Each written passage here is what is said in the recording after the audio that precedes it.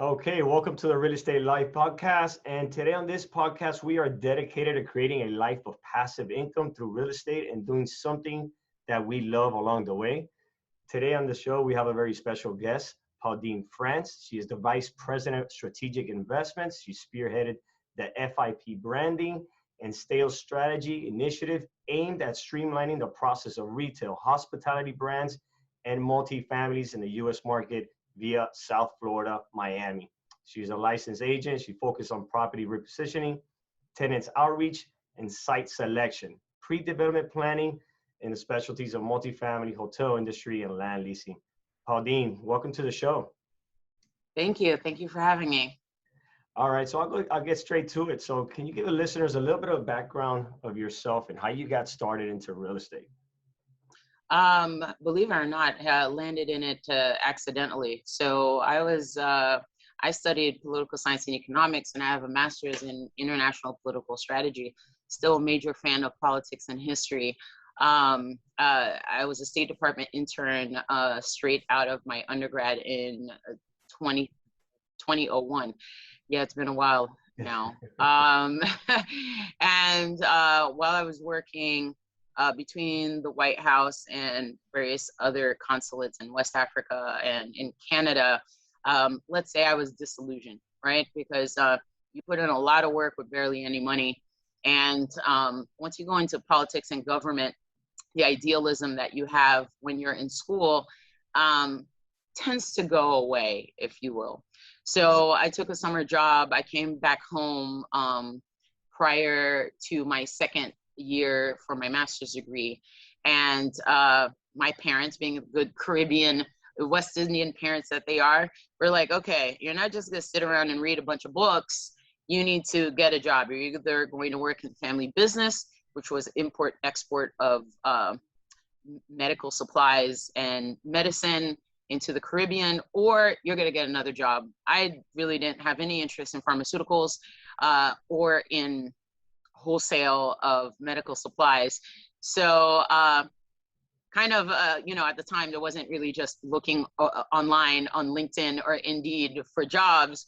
I opened up the paper and I found a real estate development company looking for an executive assistant. I said, cool. It's going to be, 5-6 hours a day. I'm going to work 4 days a week, and then that'll give me time to breathe, and I'll go back to DC and work. Well, it turns out I didn't go back to DC. Finished my master's courses at Florida International University. While working there, I quickly came out of the executive assistant role and started working as the right hand to both partners whom were developing this large mixed-use property, and fell in love with it. There's something about seeing a decaying building or a forgotten building or just an empty, ugly piece of land or unused piece of land and seeing it become something. Yeah. And that was in 2001, 2002. And now in 2021, I'm a senior executive in commercial real estate. And so still fascinated by governance and history and politics, but as many students who have gone to college and studied one thing, I actually ended up working in another. That's awesome. Not everyone shares that vision, though, to see a project, in those types of condition and seeing it. When you mentioned that, I started just thinking about, that's the same way I feel about real estate. When you have the vision of this empty space or this project that just needs a lot of work, or a neighborhood that you see upcoming, and just creating that vision, when someone shares it with you, like an investor does or a client does, it just takes off. And seeing that from the beginning to the end, it's awesome. Right. So I get how you got the real estate buzz. I get how it happened to you. Right. Now, yeah. And that's the reason why I love what I do. And I want to talk about this new venture, this new company that you created. It just so happens that you created this company during COVID that's called NeoHabitus. It's pretty interesting. I was looking at what the business is about and the opportunity that you saw and the demand that there is for investors and what you created. Can you tell us a little bit about that? Okay, yeah. So like many others, COVID slowed down business, right? Early on. Obviously, we know that COVID has affected Miami a little bit differently than other markets, but at the time, no one knew what was going to happen. I was fortunate enough to still be working, but on a lot less. And as someone who spent many years working in New York, I'm used to a certain speed or at least a certain intensity of work. And I needed to find an outlet for keeping myself a little bit busier. Early on during COVID, so March last year, April last year, or during the quarantine, I started getting a lot of phone calls from clients that I worked with in the past, whether it was Spain, Italy, the UK, LA, New York, whatever. But primarily a bunch of groups that were not based in Miami-Dade County or had just experienced South Florida from a vacation perspective, a week, 2 weeks. And they were looking to understand how COVID affected South Florida. And some of them were looking, or not looking yet, they were inquiring as to what the advantages would be in moving or opening up, putting a new footprint in South Florida. Probably because the taxes are lower. A lot of people see Miami as a cheaper market, something that isn't truly accurate. Cheap would not be associated with Miami. Not anymore. No, not for a while now, but opportunistic, certainly. Yeah.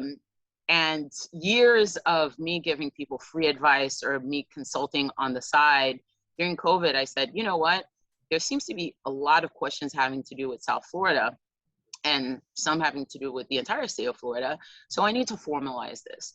And I said, well, really, what are these people looking for? What are these groups looking for?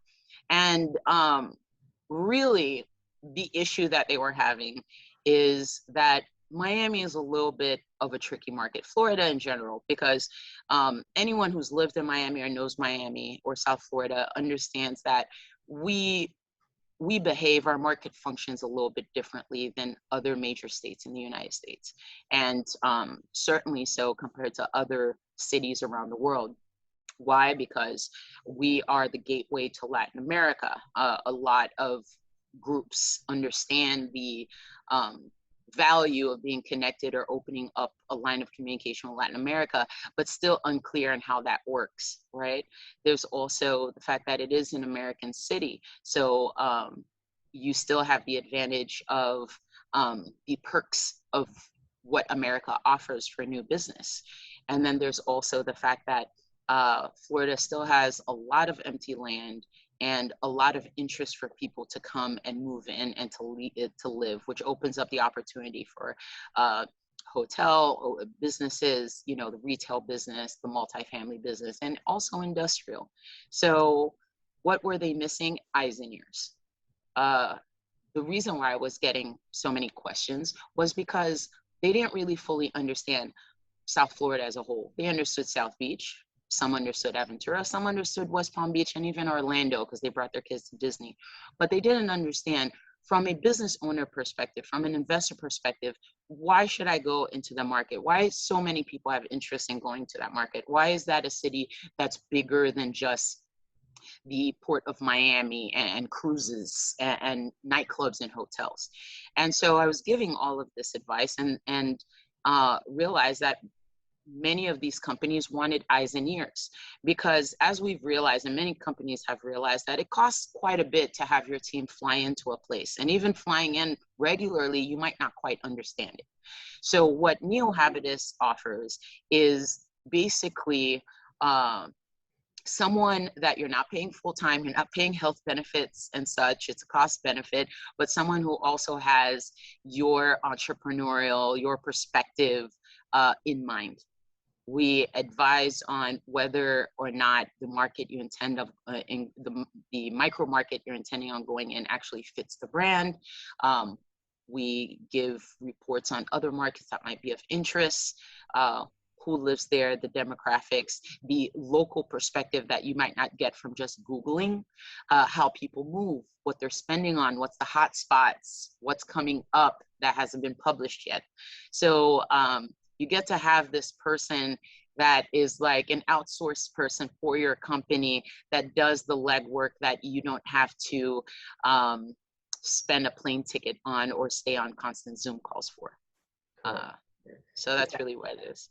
Yeah, so I mean, that's pretty cool. I get everything that you're saying, and when you think about like the trends and spotting the neighborhoods and the cultures, and I remember very clearly when Wynwood wasn't what it is right now. Great example. Now you're really late. I mean, there's still opportunity, but for a different level of investor. Right. And I remember, I would say 10, 12 years ago when Opalaca was starting to come up. Now you might be a little late in Opalaca, and all these warehouses have been bought up.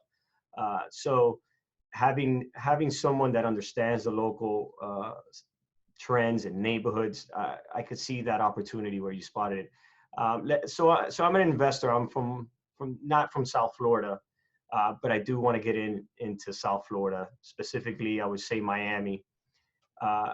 What is the first thing I should do when I contact you? Before I just say, Pauldine, I want this. I want to open a multifamily in South Florida. What do I need to have before I come and see you to make your life easier? Well, two things. One, your identity has to be clear, right? I'm not here to help create what your company should be.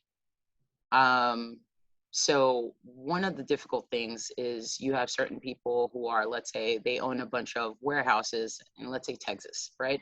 And they come to Miami and they say, well, we want to buy shopping centers and we want your guidance on shopping centers. Okay, well, the first thing is understanding, are you prepared to own and manage shopping centers?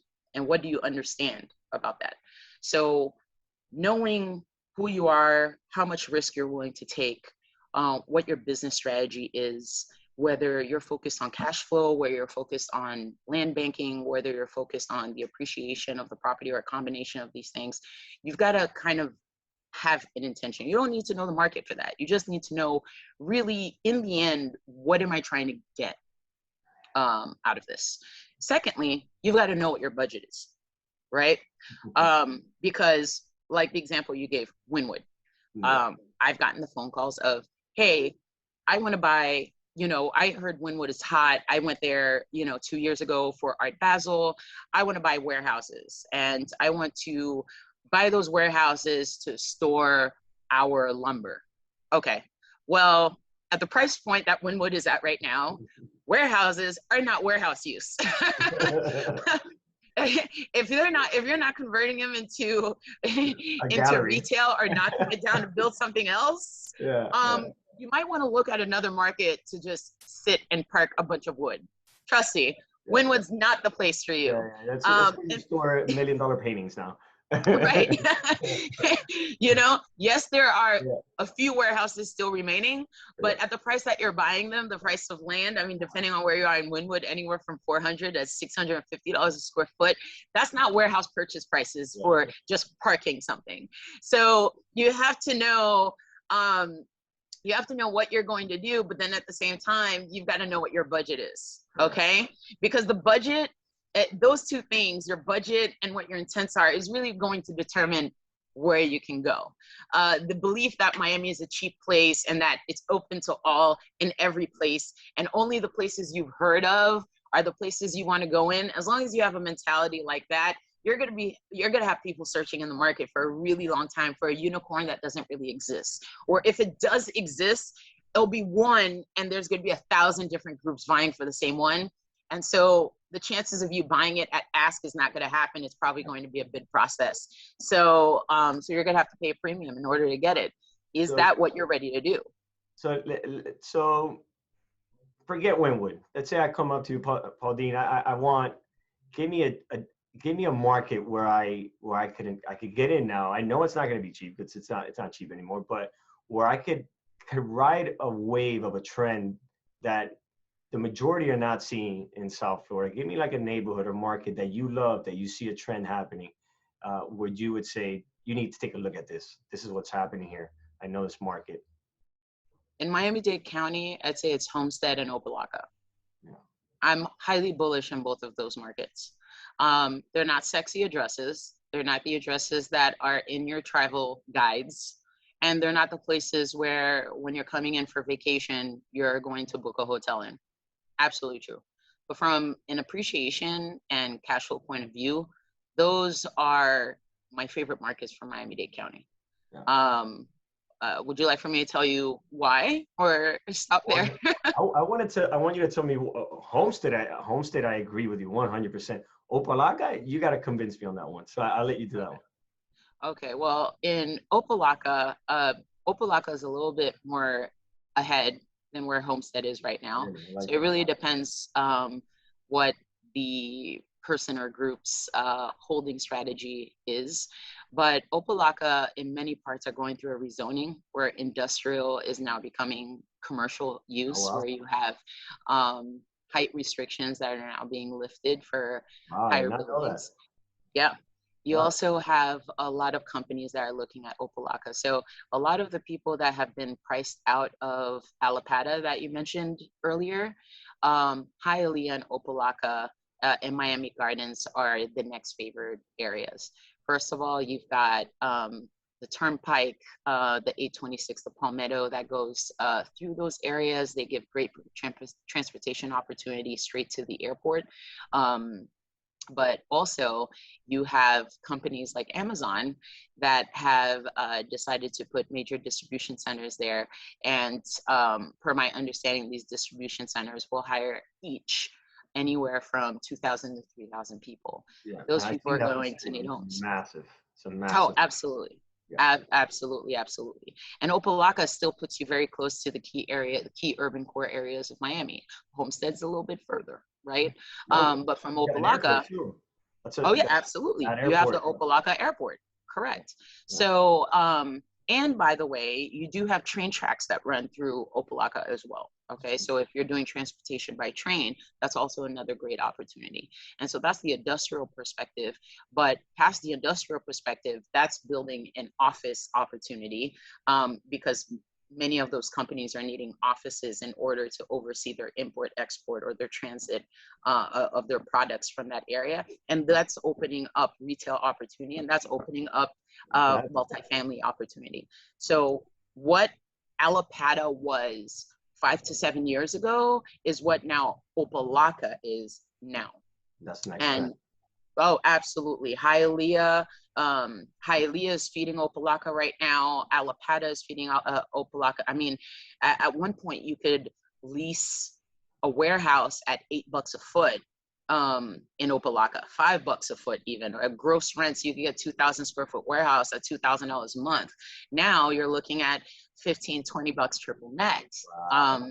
And some of those areas are it also went through rezoning, and they're now being, condos and apartment buildings are being put up. So those people who saw their leases expire and new terms coming in at a much higher price, they're saying, okay, well, what's the next best area for me to go into? And a lot of them have decided that Opalaca is the best option, because although it's 15 minutes a little bit further north, it's not 40 minutes further south like Homestead is. Correct. Yeah, I agree with you on that. I mean, I've underwritten a few multifamily deals in the last year in Opalaca, and the rents are still on the lower end in the Miami side. So I could see that. And I do agree with you. Homestead is very south. And the connections to Homestead, US 1 can get clogged up. There's not enough arteries that connect you. I could see how Opalaca has so many entries that make it convenient. I'm a local. I grew up here, so you just gave me great advice on that. I'm gonna open up. Right. So I like that advice on Opalaca. And yeah, Homestead is definitely. You could just drive by Homestead and just see the amount of new construction development just going on. Some say Florida City is the next one after Homestead, but that's so down south that still has a lot to go. Way down south. Yeah. So it's thank you for that advice. So I just want to, Pauldine, I see that you have so much experience in commercial, but I also want you to give us some advice to investors that kind of have a perspective on things that are happening in South Florida. And sometimes they just get the wrong advice from people who are not in the industry. Tell me a little bit about advice that you would give investors on their perspective. Okay, well, that's a hard question to answer because it's hard to give anyone that's established any type of advice on their perspective. I would say of all the clients, maybe 10-15% are actually coming to you for local information. Unfortunately, more unfortunately, actually, for the investor themselves, is that they're well established in other markets, even if it's within Florida, Orlando or Tallahassee, and they come down to South Florida and they have a preconceived notion, like I mentioned earlier, that it's kind of like this fun place where billions and millions are flowing all over the place and everything is just so cheap. Again, the word I keep hearing, or discounted, or there's so many deals that are possible down here. And the learning curve for that can be very difficult because obviously someone who's established has gained some level of success by going with their gut and making certain types of decisions, right? But many times they forget that when they started and when they entered into those other markets that they're in, there were several people that had to kind of guide them along the way. 20, 30 buildings in, or 20, 30 investments in, I get people who come to South Florida and they say, no, I totally get it. I've been coming to South Beach for years and I know exactly what to do and I know what areas I need to go into. And I find that highly unfortunate because us in commercial real estate, I can't speak for residential people, but in order to be in commercial, you need to have a great deal of experience, not just in the transaction aspect for it, buy, sell. You have to understand leasing as well, right? How much people are willing to pay per square foot to rent a certain place. To a certain degree, you also need to understand some zoning, some construction.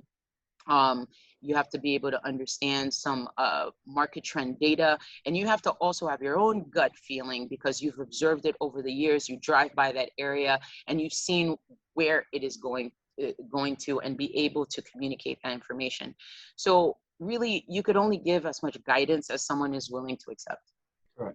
That's really the simplified answer for your question. I'll touch on that because here at our company, SAR Apartment Capital, we buy outside of Florida, and we consider ourselves expert in large apartments.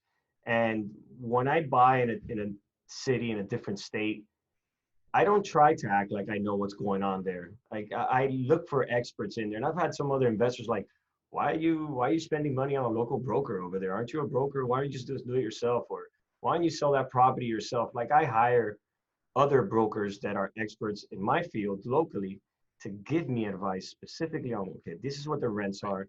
And, I would review it. This is what your comparables are. I don't try to say I'm an expert in town. So you got to let the experts locally do what they do. They know what the real price is. Sometimes, we'll took a quick glance at, the CoStar report to see what the rents are. And the data might not be that accurate. Sometimes these reports are not 100% accurate. They might be too low or they might be too aggressive. I find them sometimes to be too low. And you might miss out on an opportunity to get real actual rents that the locals know it's happening. Like they know that spot there, you could get much more than what you're thinking. And you might miss out on a deal. I've made that mistake. I've lost deals lowballing an offer because I didn't take the advice of the local expert said, you could get this price there. Trust me on this. And I'm like, I don't see the data. Like the reports are not saying that, but they knew. They were showing me like the comparables of properties they knew because they were part of the transaction. And I've lost deals to that. So sometimes you gotta listen. Sometimes, or most of the time, you should listen to your experts. So I agree with you on that, 100%. Now, Pauldine, can you give listeners how they could get in contact with you, especially if they want to find the property in South Florida, in these neighborhoods that you mentioned? Because I'm definitely going to hit you up on Opalaca now that you mentioned that. Well, tell them how they could get in touch with you. Well, if it's a conversation about strategy or education on the market, or just kind of touring and helping guide what direction to go into and actually manage the guiding process from conceptual to execution, then obviously NeoHabitus.com. You can write us there. That's NeoH. Can't spell right now, so you have to edit that out. Yeah, I'll put the link, I'll drop the link below for everyone to. Yeah, please. It's neohabitus.com. I'm also available on LinkedIn, Pauldine France, first name Pauldine. I'm sure my name will be there somewhere on the bottom or at the top. I respond to all LinkedIn messages, and I could be reached directly by phone at 305-761-5950 as well. Perfect. I respond within 36 hours at most. Pauldine, I have to now to end the show with what does financial freedom mean to you? I ask all my listeners that, and I just like to get their perspective. And what does that mean to you? Financial freedom to me means I could be on a beach anywhere on the world, open up my laptop and look at my cash flowing assets from there. That's what financial freedom is to me. With my family, with friends, even with my dog, my French bulldog by my side on a beach, drinking whatever local cocktail there is, opening up my laptop when I have some free time, and actually seeing the cash returns on some great decisions. That's really what it is. Your face was glowing when you were explaining that. The moment I say beach, listen, when you're from the Caribbean, the moment the word beach comes up, that is pure joy and happiness, right? Sitting in an office under air conditioning, you know, that's a means to an end. But the beach is what the goal is, full time. Yeah, I get 100%. Yeah, you just put me there too. I was like, wow, the beach. Yeah, that was awesome. All right, Pauldine, thank you for your time. Thank you for all the advice you gave us. That was awesome. Okay, great. Thank you so much. All right, bye-bye. Bye-bye.